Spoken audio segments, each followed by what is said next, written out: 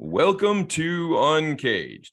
Today we are speaking with Mukund Kaushik. We're going to be talking a lot today about technology. We're also going to be talking about the amazing work that he's involved in the clean energy field. Mukund is the Chief Technology Officer at Inspire. Inspire is a clean energy company with a mission to transform the way people access clean energy and accelerate a net zero carbon future.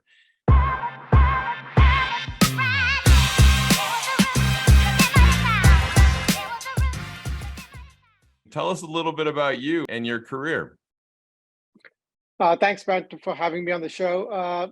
So a little bit about myself. I'm a father of an 11-year-old son that generally keeps me excited.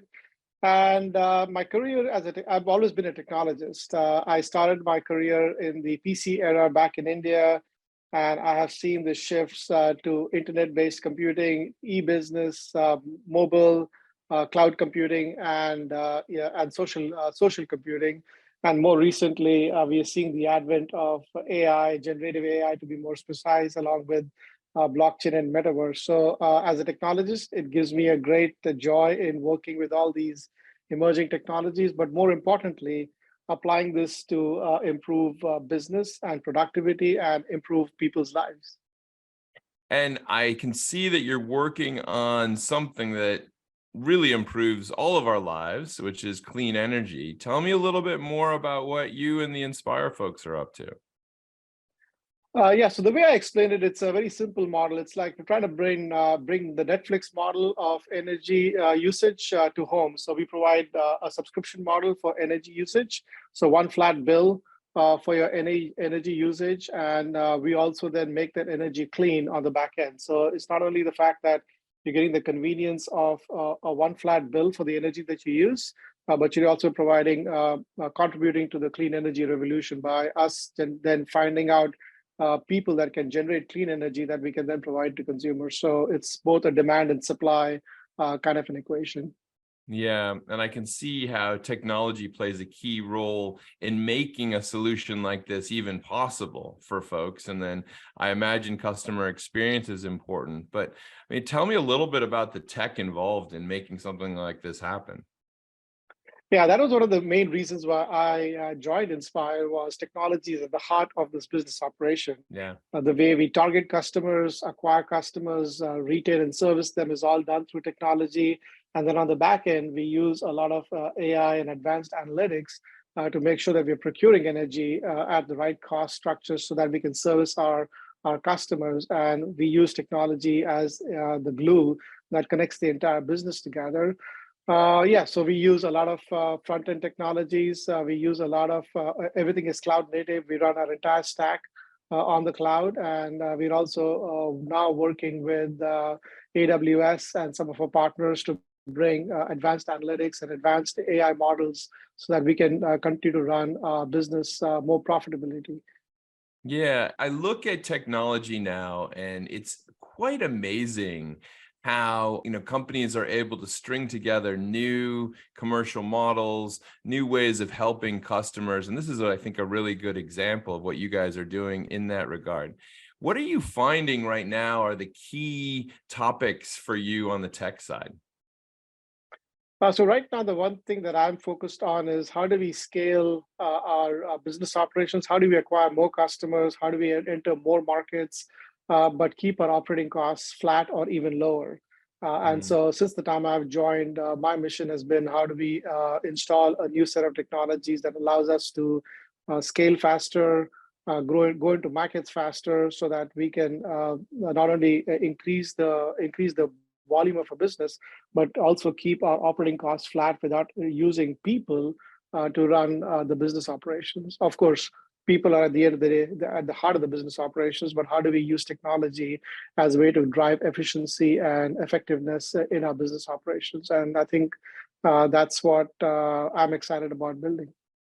Yeah, it's fascinating. There's been a lot of discussion about clean energy, and there are more and more solutions out there to support customers that want to prioritize this. I would say probably not only want at this stage, but will have to prioritize this with regulations and rules as they're developing. But I mean, Mukund, tell me a little bit about what customers are looking for right now, and what do you think is really popping for them? Yes, I think if you look at the energy costs, people are starting to see variable energy costs at their homes today, and they want the peace of mind that their energy cost is not going to put a dent on their monthly expenses. So what we Mhm. provide is a peace of mind, saying that, hey, based on your energy usage, we are fixing the cost, and so that's one thing. You get a peace of mind from a customer standpoint is one bill, but from the other side is also some of the customers feel that they're also contributing towards a better environment by consuming clean energy. So for us, that's really the value proposition is for customers who want to make a difference in our environment and helping us clean the environment by making a vote towards Inspire. They're not only getting a peace of mind of one flat bill, but they're also helping generate demand for renewable energy that can be delivered to other customers and start to increase our renewable energy revolution or green energy revolution, whichever way you want to call it. So, Mukund, I mean, I can see you have deep expertise in the tech area. You're now really applying it in a fascinating area, which is clean energy.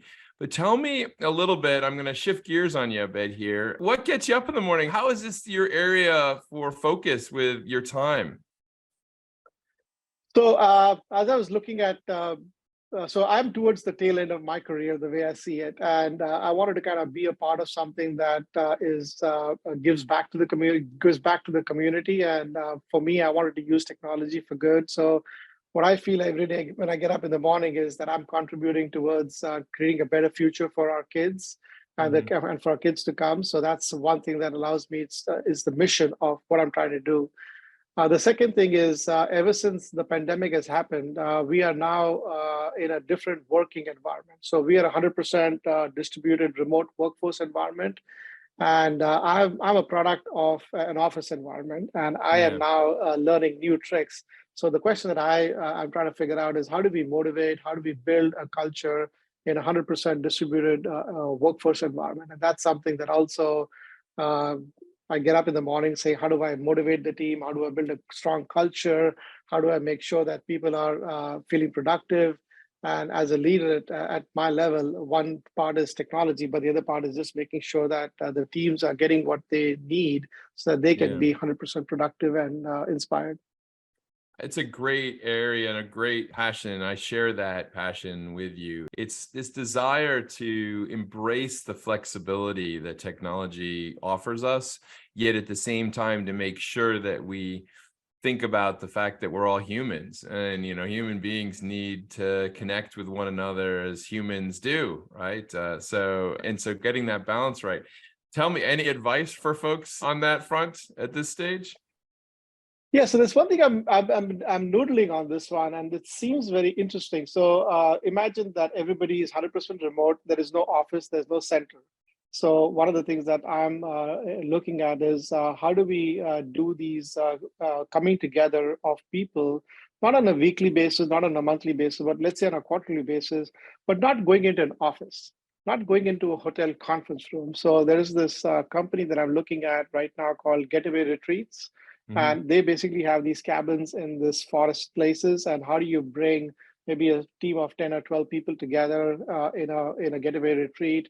Don't talk about work. Talk about building social capital back amongst the team members, and by doing activities, by doing stories of the campfire, and that's how we try and want to create social capital and social connections between people. Because what COVID has shown us is that we can get work done remotely. We have been Yeah. running effective businesses, but we are still trying to figure out how do we build relationships and how do we build connections.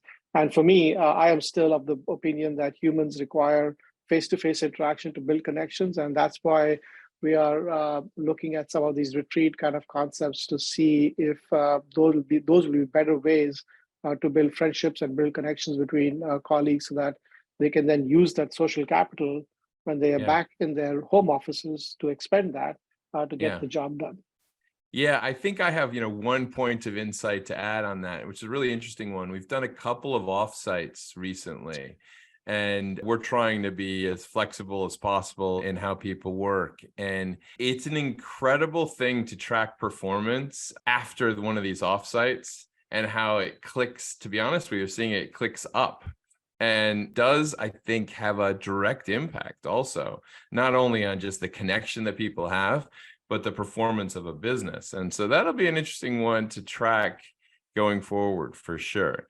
Well, Mukund, I mean, here we are in another fascinating moment, economic moment here in 2023. And certainly we have these longer term trends like what you and the team are working on, like clean energy. But what's on the horizon for you in the near future? But like I said, continue to see how we can scale our platform and how do we start to build the capabilities that allow us to set ourselves for the future, given the tough headwinds that are coming in our way. So that still continues to be the case. How do we do more with less? And as a part of that, we started to look at some of the technologies like generative AI. We do run a call center. We do also run some marketing programs. So how do we use that to start to be more productive and be more efficient as we move forward? Very early stages. We've not really done any specific work in that space, but that's something that I'm looking at. The other thing that I'm also looking at is I know Apple just announced their Vision Pro goggles, Vision Pro glasses. But again, I think the metaverse, as we look ahead in the future, as a way for making the remote work environment a little bit more appealing. The form factor may still have work to do, but I think that's another thing that I see as we look into the future, where with distributed and remote computing here to stay. How can we use technologies like AR and VR to help us reduce the bridge and reduce the gap that exists between employees and the workforce? So Yeah. from a technology standpoint, those are things that excite me. But from a business standpoint, just continue to do the basic blocking and tackling and creating a better software that allows us to run our business at scale. Are you seeing any changes in customer behavior right now, or is still kind of the same? I mean, in the sense that, I don't know, is there more price pressure? Are people embracing the general clean energy message? What's the focus on the customer mind right now? I think there's always more expectations from the customer. So the moment you Yeah. meet something, that expectations keeps increasing. So that's what keeps us as businesses honest, that we have to continue to innovate and continue to improve the experience. I think there's definitely always pressure on price. There's always pressure to require Yeah. better pricing. And clean energy, at least in my opinion, used to be something of a differentiator back in the day, but I think Yeah. clean energy is now starting to become the norm. So Yeah. people are expecting that at lower cost structures. And from a customer expectation, what they are wanting is all forms of connection points. So we service a diverse age group, right from the people who are 65 and above, who may want a phone connection, who may want a phone call, etc., to the millennial, to the younger generation who want to do everything digitally without actually talking to a human being. So we, as a company, have to support all these multiple touch points, be it a chat interface, be it a web interface, be it a social interface, be it a phone interface, etc., email interface, etc. So from a business standpoint, supporting all of these multiple interaction points is a challenge because they've all kind of come up at different points in time. So we've kind of implemented solutions at different points in time. So how do you streamline the communication channel, and how do you continue to innovate on the different ways that customers will want to interact with you is something that we're working on. I mean, it's exciting stuff. I see that the work that you're outlining is something that's going to be at the center of all of our lives as we try to, I'd say, bridge from the old world of energy to the new world of energy and how we manage that. And as you so rightly stated, technology is going to be right at the center of that user experience, as well as also just the commercial model going forward. Mukund, if Mm. someone wanted to learn more about what you and the Inspire team are working on, where's the best place to reach you? Our website is our corporate website, inspirecleanenergy.com. That's a place to see what we are doing and which markets we operate in. And if you want to know a little bit about what I'm doing, you can follow me on LinkedIn and Twitter. I am a convert. I've recently started publicizing a lot on LinkedIn and Twitter, so you can follow me there. And or just reach out directly to me through any of these social platforms, and I'll be more than happy to answer any questions that you have. Excellent. Well, we've been speaking with Mukund Kaushik. He is the Chief Technology Officer at Inspire. Inspire is a clean energy company with a mission to transform the way people access clean energy and accelerate a net zero carbon future. Mukund, thank you so much for being on the UNCAGED show today, and we look forward to having you back. Thanks, man. It was great to be on the show. Cheers.